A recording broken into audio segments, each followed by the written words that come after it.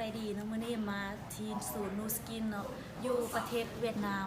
มื้อนี้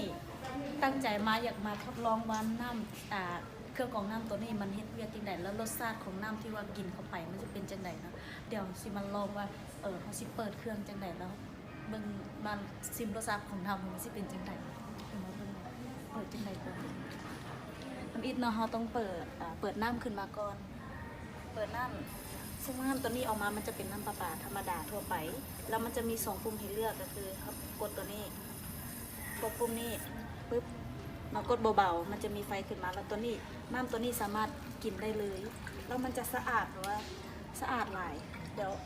เขาปิดน้ำเนาะเวลาเขาปิดน้ำเดี๋ยวเครื่องมันก็จะปิดแบบออโต้เลยแล้วมันก็สีช่วยประหยัดน้ำเข้าไปได้อีกตัวนี้เดี๋ยวมากินเลยน้ำใสหลายเขาบอก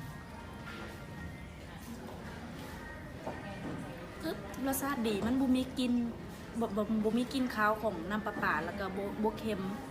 มันพอดีกินนะแบบมันจะสะอาดหลายสะอาดก้อนน้ำที่ว่าเขากินทั่วไปหรือว่าน้ำที่เอามาต้มมันสกัดแบบสุดยอดเนาะเดี๋ยวมาเจอกันคลิปในไปจ้า